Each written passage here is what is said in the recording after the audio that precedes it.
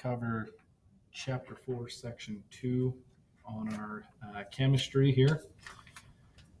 Now, if you remember last time, we talked a little bit about Dalton's atomic theory and some of the significance of that. So if you are unsure about that, I would probably go back and brush up on that. But what we're going to talk about today is going to be defining the atom. So a couple of questions to be thinking of as you watch this and hopefully be able to answer at the end of this is going to be, what is an atom? How can the subatomic particles be distinguished in terms of relative charge and mass? So basically what we're going to say is once we define what these subatomic particles are, we're going to attach a charge to them as well as a relative mass. And then we're going to talk about the location of these subatomic particles within the structure of an atom. Here's our vocab for the day. You're probably going to want to write these down. They will be important, specifically protons, neutrons, and electrons. Those will be really useful down the road when we start talking or dealing more with the periodic table. All right, so the atom. The atom is going to be our smallest particle of an element that retains properties of that specific element. This is going to be called an atom. In other words, if I had a gold ring and I was able to break it down into gold dust, it's going to retain the same properties as that gold ring. Now, if I had the proper equipment, I could break it down even further and into what we refer to as an atom, our smallest particle.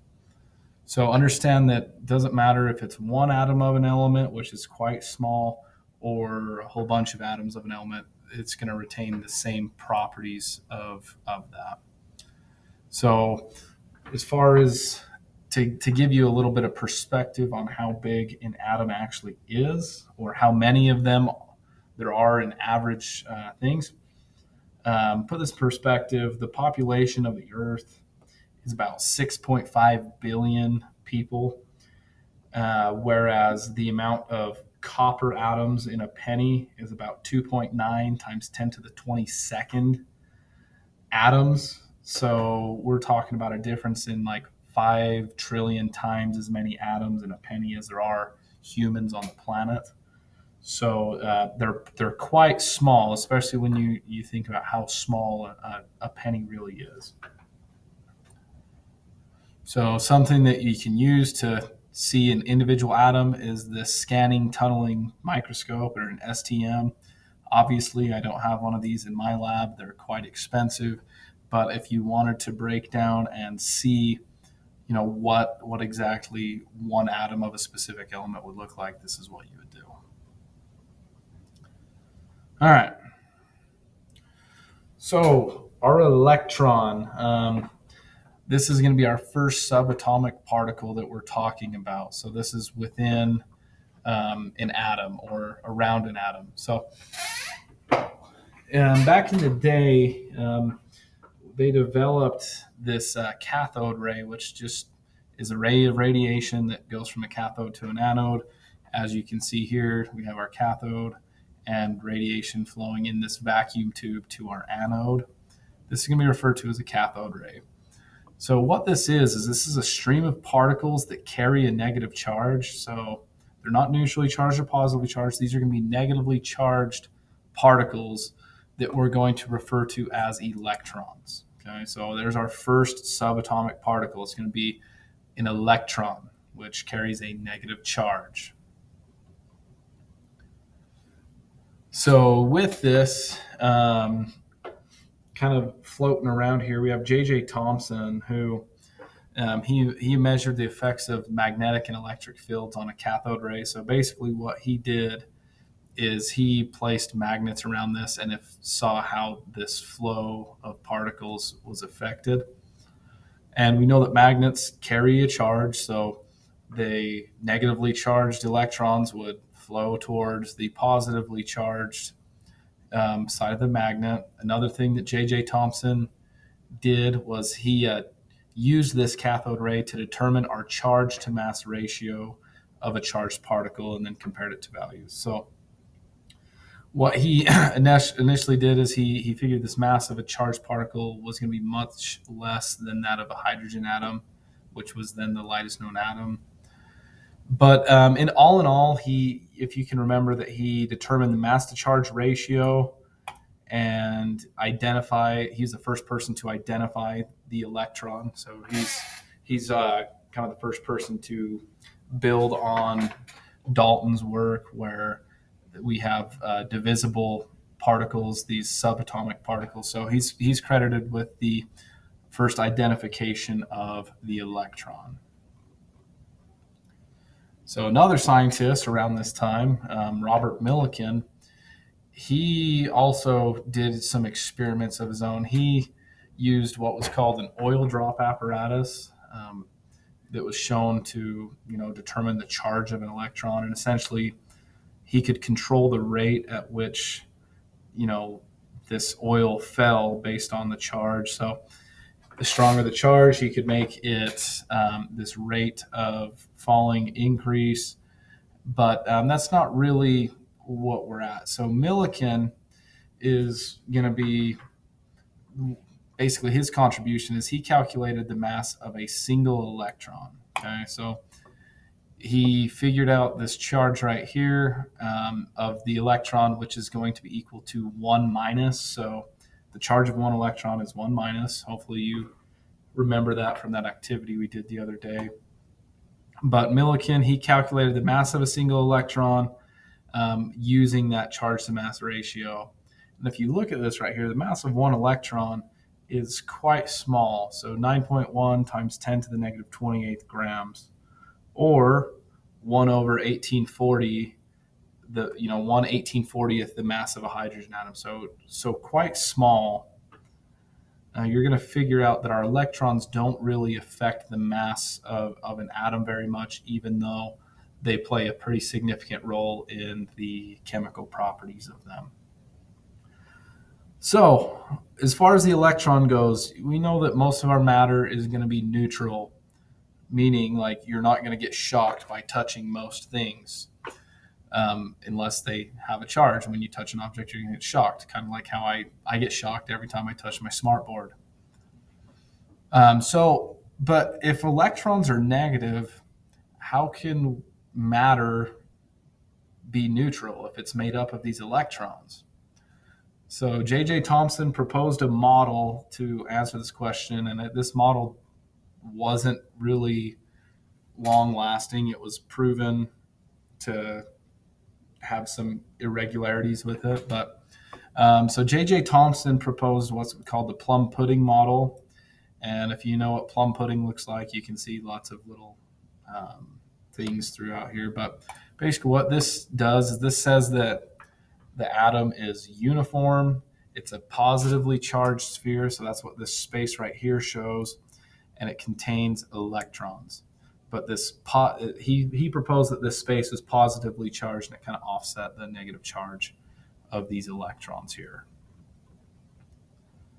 Now, Ernest Rutherford, he did what was called a gold foil experiment, and he wanted to study how positively charged alpha particles interact with solid matter. And he actually is credited with, discovering or finding the nucleus that's a positively charged proton with it. So what he did is he aimed particles at a thin sheet of gold, and he expected these to have a slightly alteration when they collide with an electron. So if you can see that here, we have some subtle movements with some of these positively charged alpha particles. Although most of them did go through, you will notice some of them bounce back at large angles or right here. So for the angle here to be changed, it had to collide with something. And we're going to go ahead and watch a video right here. I'll explain this. Oh. Okay, well, that's not working, so I guess if you get a chance, I'll see if I can get this to work in class. But essentially, what accounted for this, you can see in this model here, we included a positively charged nucleus. So he did conclude that atoms do have a lot of empty space, which would account for the path of these alpha particles to remain unchanged. But most of the mass is going to be in this dense region that we refer to as a nucleus. And these negatively charged electrons are going to be held in this region because of this positively charged nucleus. Now, when these alpha particles come into contact with this, we talked about alpha particles being positively charged. When they come into contact with it, it's going to drastically alter their route. So you can see right here, this is where we get the large difference, as well as over here. So with this, he continued to refine his model, and it included positively charged particles that we refer to as protons. So here's our second subatomic particle. It's going to be a proton. So far we've talked about electrons and protons. And protons are going to be positively charged. Obviously, that's where we get this from. And then lastly, we have James Chadwick, who discovered the existence of neutrons. So neutrons don't really affect the charge because they're neutrally charged, but they do account for the remainder of an atom's mass. So when we talk about the mass of an atom, we're going to talk about protons and neutrons mostly. Electrons don't really affect it, judging by the size that we talked about earlier. So with this nucleus, our nucleus is going to be made up of the electron, the proton, and the neutron. They're going to be spherically shaped and mostly empty space. Electrons are going to travel around a nucleus, and since they're negatively charged, the positively charged protons are going to kind of keep them in the area that they're supposed to be.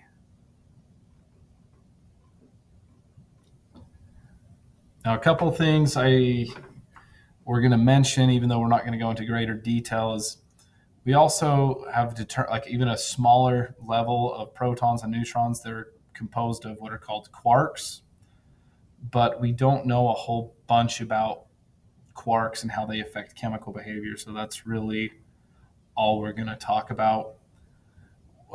Most of our chemical behavior is going to be based off of our electrons or our number of electrons, which we'll talk about later. All right, so what is an atom? Okay, you should be able to answer that now. This is basically our smallest particle of an element that retains our properties, right? Our subatomic particles, which are going to be our electrons, our protons, and our neutrons. Our electrons are going to be the smallest, and then protons and neutrons are pretty much equal. Electrons carry a negative charge, protons positive charge, neutrons neutral charge. And then our locations, protons and neutrons are in the nucleus, and electrons will float out. So honestly, on your assignment today, your book's going to be useful. A lot of this information will be in your book, and it will tell you to look for that as such. So if you have any questions, reach out to me during class next week, and we'll get going from there. Thanks.